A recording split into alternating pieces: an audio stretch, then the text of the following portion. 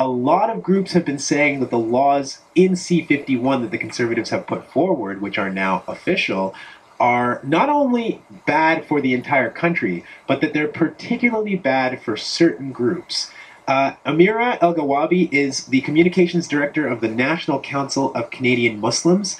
That's an organization that has been very concerned about what Bill C-51 means for the Muslim community. And Amira Elghawaby joins me on the line right now. Hello. Hey, Desmond. How's it going? I'm very well. Thanks for coming on the program. Can you first maybe set the table for us? People are concerned about security in this country, but your group says, let's slow down because just taking care of security can have negative effects on certain groups of people depending on what the laws are. What is bad about C-51 for the Muslim community in this country? So, I think what's really important to note here is what's bad for the Canadian Muslim community in this country is what's bad for all Canadians. And that is what 4 former prime ministers have spoken out against, what former solicitor generals have spoken out against, people really in the know and who understand how critical it is for Canada to have a secure country, but at the same time recognizing that if we're going to go about creating new laws, that we have to ensure that they respect those very values that we purportedly are trying to defend. So when we're talking about this new anti-terror legislation that has been passed, we're actually talking about legislation that permits for the override of constitutional rights if a judge decides to do so. It's calling for giving much more power to, sort of enforcement. It's giving more power to spy agencies, and essentially what legal academics, what civil society has been saying is that this really, A, it's going too far. It's taking away civil liberties and human rights of Canadians, and B, it's really not going to do what it's supposed to be doing, which is guaranteeing Canadian security. What it does actually is sort of give us that sense, a false sense of security, suggesting that we can spy and arrest our way out of the problem of violent extremism without actually giving concrete steps on how communities can be engaged around this issue. And Canadian Muslims, just like any other Canadian, really do care to ensure that Canada stays safe and prosperous for everyone. Now, after C-51 went through Parliament, it got to the Senate. And the Senate wrote a report on countering terrorism, which I know you and the organization had a big problem with. I'm going to quote a piece that you wrote about this, and it says here, quote, "The report is contradictory in places, nonsensical in others, and at times based on unsubstantiated claims," unquote. What is it about the Senate's report that had you make this pretty damning claim? Right. So I also said in that piece in the Globe that this report is, spit out your cereal, unbelievable. And the reason is when you go through it, there are actual mistakes. There's, organizations that are labeled as, for example, as being founded in Canada or in the U.S. and were actually founded in Canada, et cetera. So there's actually factual errors that, a first-year journalism student wouldn't even make. So to find factual errors in the Senate report is a big, surprise to people who are looking for actual answers as to how we're going to address the terrorist threat.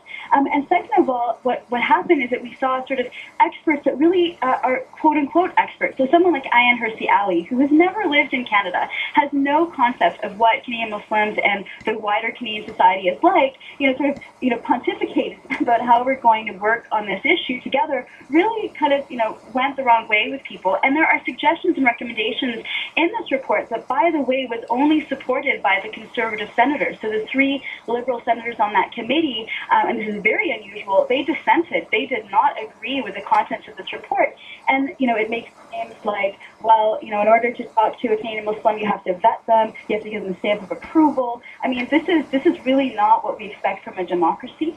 What we expect in a democracy is everyone can access government, everybody can be part of the solution, and there shouldn't be this kind of vetting going on where you're okay and you're not okay. And again, I mentioned in that piece that this is sort of reminiscent of societies where you have a minority community that's being sort of controlled by saying, these are the ones we're going to speak to, and these are the people we're not going to speak to. And again, this doesn't sit well. Yeah, I just want to clarify that for our listeners. What you're telling me is that the Senate report says that in order for the government to basically get advice on issues like terrorism, they have to know which Muslims they're talking to, and there could be people who are good and there could be people who are bad, and that the government has to vet those groups before it allows them to speak to these issues. Is that what you're saying? Absolutely, that's what we're saying. And so, for example, what we've seen in sort of a trend in the past few years is that when civil society groups, whether they're Muslim or otherwise, when they speak out and they criticize this government or any other government, this particular government will accuse them of all sorts of things. So when it comes to Canadian Muslims, it's very easy to say, oh, you're tied to a terrorist organization, therefore we don't want to talk to you. And this is a smear. This is something that the report actually suggests should be allowed to happen without any legal recourse even. So the idea is that you're creating a system where the government, if it's unhappy with the way it's being critiqued by any civil society organization, can just go ahead and railroad those democratic rights of freedom of expression, so the ability even to critique. So we saw that even in the parliamentary hearings with Bill C-51. We saw, even groups like the Canadian Civil Liberties Association bringing up issues that they had with this bill and being shut down and being accused of supporting terrorism. So again, I think the whole theme that we're dealing with here is the reality that all Canadians have obviously a belief and a stake that we need to be a secure country and a place where everybody can thrive and prosper. And Canadian Muslims, just like any other Canadians, want to make sure that that is the reality. That being said, this kind of legislation, the anti-terror legislation, is really rolling back the clock on our rights and our human rights, and that's why it's actually under a charter challenge right now by the Canadian Journalists for Free Expression and CCLA, and they're saying this is unconstitutional. And this is the advice that the government received during those parliamentary hearings I mentioned, but which they completely ignored. So, this bill, anyone who's read it and critiqued it knows that this is not going to help the situation, unfortunately, but it, works well when you're trying to argue, in an election that we're here to help you and protect you, and then again, ignoring what experts and people who actually understand what's needed are saying is actually what we need to go forward with. Amira Elghawaby is the communications director for the National Canadian Council of Muslims. Many people have been concerned about Bill C-51. Those who support it say that it's necessary for keeping Canadians safe, that it's good because it helps our intelligence agencies communicate better. It helps us easily apprehend people who might be terrorists. Those who are against it say that some of those provisions around apprehending people, jailing people, spying on people, go too far and put too many Canadian civil liberties at risk when they're not doing anything. Amira, we do have an election coming up now. We are officially in an election period. Some groups might promise, and some political parties might promise that they're going to repeal Bill C-51. Some will obviously promise that they're going to reform it. Others will say it has to stay the way that it is. What would your organization like to hear from political parties on the campaign trail about C-51? Well, I think our organization, as well as other civil society organizations, have been very clear.